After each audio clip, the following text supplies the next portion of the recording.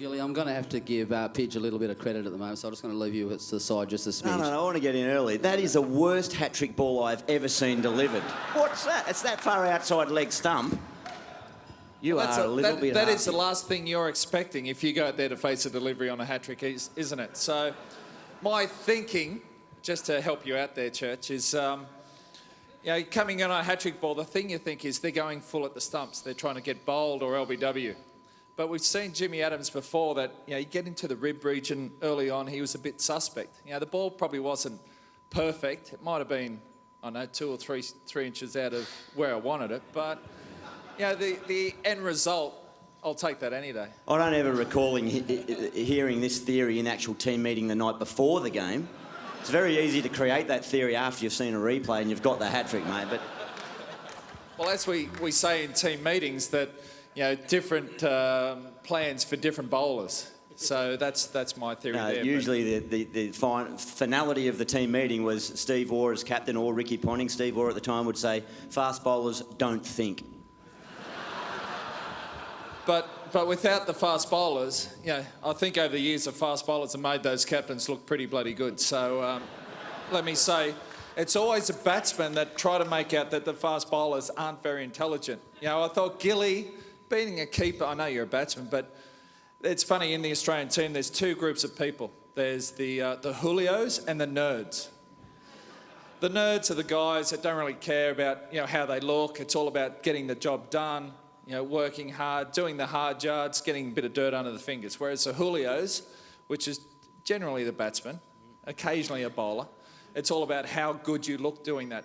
The end result doesn't matter. And sometimes Gilly sits over with the batsman, but he's always looking at the bowlers, wishing he was over there because the bowlers have all the fun. And the batsmen are very serious and they're a bit... Is that why 2 overs to go today, pressure on... We're up by bloody 20-odd, 30, looking good, 30 off, 12 balls, we're looking good. Gilly comes on, 4, 6, or is it the tactical... I desperately wanted into the group. Or was it getting Bickle out on that 4th ball that set it up on the boundary? That's right, that's the intelligence of the fast bowler. Andy Bickle is a fast bowler. You've got to spend a bit to... invest a little bit to get the return. That's what all the financial advisors tell me. So, invest a bit with Bick, and all of a sudden, I've got him on your bike, son. Later. But who took the catch? It was the fast bowler. Helped you out, so... And I must admit, I thought my premier fast bowler might have been able to close the game out with 11 off 6 balls. I didn't think another fast bowler would hit a 6 out of the ground off you. He was facing up to our Richard fellow that, as I said, he proved himself proud this afternoon. Just quickly, we showed the hat-trick. Brian Lara, number 300. That would have been pretty special. Yeah, I always enjoyed bowling to the guys who are class the best. Your Brian Lara's, your Sachin Tendulkar's. To me, as a fast bowler, that's your true standing in the game, is how you perform against those guys. And I always had a bit of a love-hate relationship with Brian. But over the times, I think early doors, I probably had the wood on him. And later on in his career, he probably gained a bit back. So, I always enjoyed those challenges. I was lucky enough to get him out 15 times in test matches. So, I think... It's funny those numbers you remember. Yeah, it's... Well, everyone keeps reminding me, so it's okay. Gilly comes up and says, you remember you got Brian out 15 times? I said, no, I didn't know that. Glenn, you're going to have to bear with me for a couple of minutes, because I'm glad that I didn't prepare any questions, because I wouldn't have had a chance. Mate, I'm just a little bit serious, just to start with. We are here for Stomach Serious Diseases. You are our UOW ambassador. I just want to run through quickly those people that haven't probably met you or have any idea of what you're doing here at the university. Just give us a bit of a brief rundown on what you're up to, and probably the last couple of weeks that you've spent in India. Yeah, it's 3 years now that I've been ambassador here at the university. For those that don't know, that weren't here last year, I think I mentioned about how my relationship with the uni is cuts into family relations. Obviously, Glenn here today playing the game, and what a huge thrill for me to be able to, I reckon, after about 25 years, to participate in the first game of cricket with my brother. After that time, it's wonderful that that it was able to eventuate. But Glenn was a graduate of the university, and like all good younger brothers following their older brothers around, I was all set up to come down here and and enrol in the university. And then it was that sort of fork in the road decision. It was either come here or go to the cricket academy. And I thought, I'll give cricket a go for a while and see where that leads me. And 21 years later, it led me back to the university. So that was fortuitous for myself. But so this role of ambassador is something that I just cannot believe how fortunate I am to be in this position. You talk about the last 2 weeks. So for 3 years, other than days like today and the focus of today and our fundraising and our research, we've been in India forging relationships with Indian business. And today we announced or inaugurated a relationship with Emphasis, a very, very large Indian-based ICT company, who are going to set up and have a presence here on the campus. Collaborative research development programs.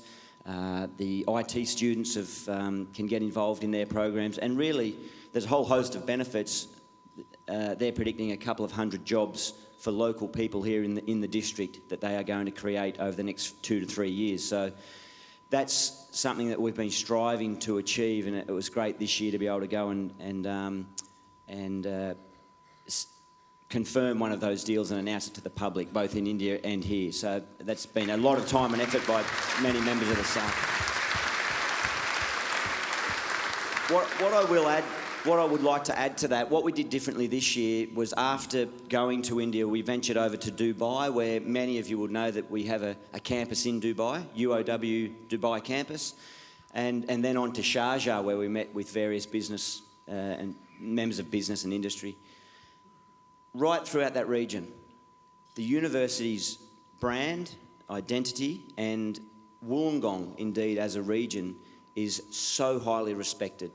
It really is held as the #1 overseas university throughout that region. And when you mention that we're there with UOW, or for that time UOWD, you could see people, just their facial expression instantly light up and say, well, welcome, it's great to have you here. The reputation is right across that whole region, and particularly capped off by, I was sitting at a dinner on Wednesday night in Sydney, and I mentioned to a very prominent member of Parliament in New South Wales, and I mentioned about my my involvement here, and instantly said, best Vice-Chancellor in the country, without doubt. So with that and everything that goes with it, it's great to be involved. Just touching on a community engagement. I mean, just quietly, 3 years working with the university.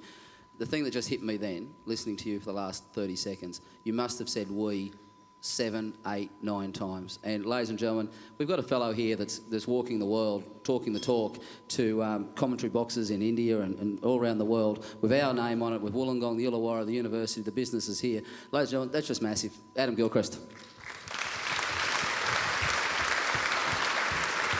Thanks, mate. I won't waffle on with too much more serious stuff, but because we want to get back to bagging our pigeon, we'll get onto the batting soon. Before the next question, what I will do too is also say how fortunate we are as a group to say thank you to the people, not only guys like yourself, Lee, and Carnio, and everyone who's organised today, but specifically you acknowledge the players. I just am amazed in retired life from the sort of your original profession that how fortunate I am to be able to reach out to friends, and I said this in the change rooms earlier, to family, to opponents, former opponents, and just say, look, can you come together for a common cause, and the way they've responded. So they deserve another round of applause. I think everyone that's turned up today. I think it's the involvement with our friends from New South Wales Cricket here and Cricket Australia, I think, is going to... I've got a gut feeling that this match today will be an annual event on not only our Wollongong calendar, but New South Wales calendar, but Australia's calendar. And I think we've got many, many years ahead of something special. So. But my bowling won't be an annual event. No, you'll just stay behind the stumps and just look good. OK, let's get back to bagging pitch. I'm good with that. No, I was just wanted to make a comment on that. You know, Gilly came on a bowl, and I was standing at first slip, and I was thinking, what's he bowl? I didn't know if you're going to bowl your little rubbish seam ups, or were you going to try to bowling off spinner, a leggy.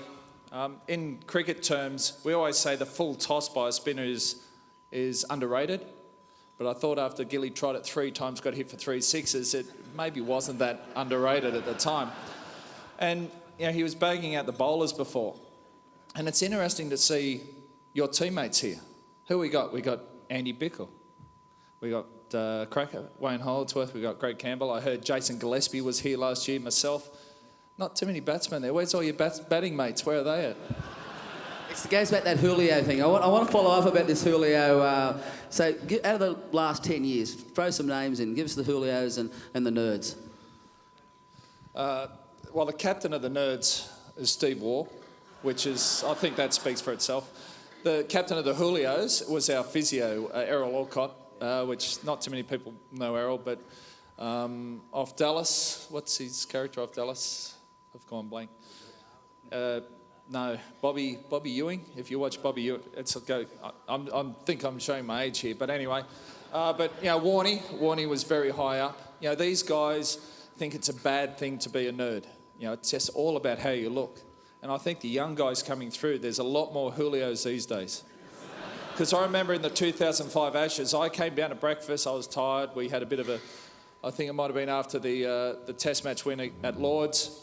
I didn't worry about doing my hair. I put jeans and runners on. I was a bit like Jerry Seinfeld. But I walked down, and the first 2 people I saw, one was Shane Watson.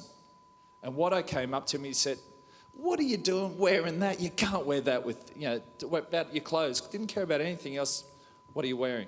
Then I said, "Yeah, mate, whatever." Walked on, Michael Clark, and he's gone, "What are you doing with your hair? How can you go out in public looking like that?" I thought, this is the future of Australian cricket. So I noticed, and that's what Julios are. Well, Scotty Styris here today.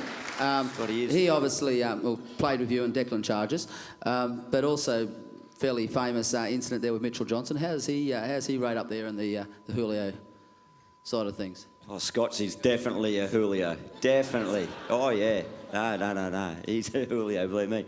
Actually, I'm looking forward to asking him about that little altercation with Mitch. But he... No, go on. Yeah, Scotty's... I was as amazed as anyone today, where a couple of weeks ago, where I think it was you sent the text message through. Scotty's in. He's in for the game. And I thought, oh, that's great. And then I looked at the Crick Info website, and New Zealand were playing in Bangladesh at the time. And I thought, that's very courageous, very decent of him to forego a tour to Bangladesh to come and play for us, for the Gowns 11. But and I rang him up, asked or texted him, and he said, no, I'm injured. I said, okay, all right, so you're injured, but you're still going to come and play for us. I think that might get back across to Tasman, and they'll find out. But no, very nice of him to turn up, and very nice that he got about 70-odd today for us. Yeah, he may have got a surprise when he turned up and saw the cameras and the scaffolding and the 9 cameras taking it around regional Australia. It wasn't just a quiet get-together.